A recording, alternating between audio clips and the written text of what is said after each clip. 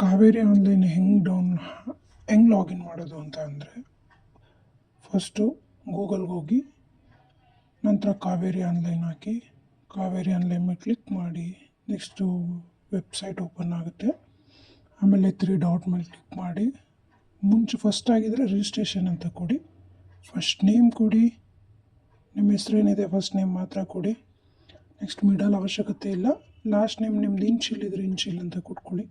Next ನಿಮ್ಮ gender select ಮಾಡಿ, mobile number ಹಾಕಿ, email ಹಾಕಿ. ಆಮೇಲೆ ಒಂದು ಸೆಲೆಕ್ಟೆಡ್ ಸೆಕ್ಯೂರಿಟಿ ಕ್ವಶನ್ ಅಂತ ಇರುತ್ತೆ, ನಿಮ್ಗೆ ಯಾವ್ದು ಬೇಕು ಅದನ್ನು ಕ್ವಶನ್ ಸೆಲೆಕ್ಟ್ ಮಾಡಿ ಆನ್ಸರ್ ಶಾರ್ಟಾಗಿ ಕೊಟ್ಕೊಳ್ಳಿ. ಅದು ನೆಸೆಸಿಟಿ ಇಲ್ಲ, ಬಟ್ ಆದರೂ ಕೊಟ್ಕೊಳ್ಳಿ.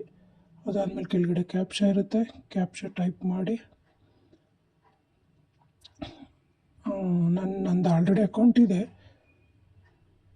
ಆದರೆ ಇನ್ನೊಂದು ಸಲ ಸುಮ್ಮನೆ ವಿರಾಟ್ ಅಂತ ನಾನು ಟೈಪ್ ಮಾಡ್ತೀನಿ.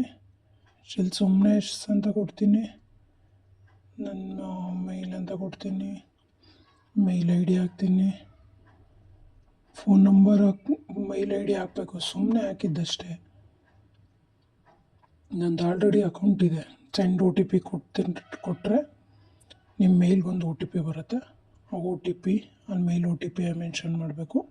ನೆಕ್ಸ್ಟ್ ಮೊಬೈಲ್ ನಂಬರ್ ಇದೆಯಲ್ಲ, ಅಲ್ಲಿ ಮೊಬೈಲ್ ನಂಬರ್ ಹಾಕಿದ್ರೆ ಅದಕ್ಕೊಂದು ಒ ಟಿ ಪಿ ಬರುತ್ತೆ. ಆ ಒ ಟಿ ಪಿ ಹಾಕಿ ಡೈರೆಕ್ಟ್ ರಿಜಿಸ್ಟ್ರೇಷನ್ ಅಂತ ಕೊಟ್ಟರೆ ನಿಮ್ದು ರಿಜಿಸ್ಟರ್ ಆಗುತ್ತೆ. ಅದಾದಮೇಲೆ ಲಾಗಿನ್ ಅಂತ ಕೊಟ್ಟಾಗ ನಿಮ್ಮ ಮೇಲ್ಗೆ ಒಂದು ಪಾಸ್ವರ್ಡ್ ಬಂದಿರುತ್ತೆ. ನಾನು ಮುಂಚೆ ಇದು ಮೇಲ್ ಒ ಟಿ ಪಿ ತಗೋತಾ ಇದ್ದೀನಿ. ಮೇಲ್ ಒ ಟಿ ಪಿ ಹಾಕ್ತೀನಿ. ನಂತರ ರಿಜಿಸ್ಟರ್ ಕೊಡೋಕ್ಕಿಂತ ಮುಂಚೆ ಮೇಲ್ಗಡೆ ಫೋನ್ ನಂಬರ್ನು ವೆರಿಫೈ ಮಾಡಬೇಕು. ಹಾಗಾಗಿ ಫೋನ್ ನಂಬರ್ನು ಒಂದು ಸಲ ವೆರಿಫೈ ಮಾಡಬೇಕು. ನಿಮ್ಮ ಫೋನ್ ನಂಬರ್ ಹಾಕಿ ಅದಕ್ಕೂ ಒ ಟಿ ಪಿ ಬರುತ್ತೆ. ಸೇಮ್ ಪ್ರೊಸೀಜರ್, SMS ಒ ಟಿ ಪಿ ಬರುತ್ತೆ 4 ಡಿಜಿಟು. ರಿಜಿಸ್ಟರ್ಡ್ ಅಂತ ಕೊಡಿ. ನೆಕ್ಸ್ಟು ಲಾಗಿನ್ ಕೊಡಿ. ನಂದು ಆಲ್ರೆಡಿ ಅಕೌಂಟ್ ಇರೋದ್ರಿಂದ ಲಾಗಿನ್ ಅಂತ ಕೊಡ್ತೀನಿ. ಸೇಮ್ ಲಾಗಿನ್ ಪಾಸ್ವರ್ಡು ನಾನು ಸೆಟ್ ಮಾಡಿದ್ದೀನಿ. ನಿಮಗೆ ಅಲ್ಲಿ ಪಾಸ್ವರ್ಡು ಏನಿದೆ ಅದು ನಿಮಗೆ ಮೇಲ್ಗೆ ಬರುತ್ತೆ ಸ್ಟಾರ್ಟಿಂಗು. ಆ ಪಾಸ್ವರ್ಡನ್ನ ನೀವಿಲ್ಲಿ ಹಾಕ್ಕೊಂಡು ಲಾಗಿನ್ ಆಗಬೇಕು. ನಿಮ್ಮ ಮೇಲ್ ಐ ಡಿ ಹಾಕ್ತೀರಾ, ಪಾಸ್ವರ್ಡು ಮೇಲ್ಗೆ ಬಂದಿರುತ್ತೆ.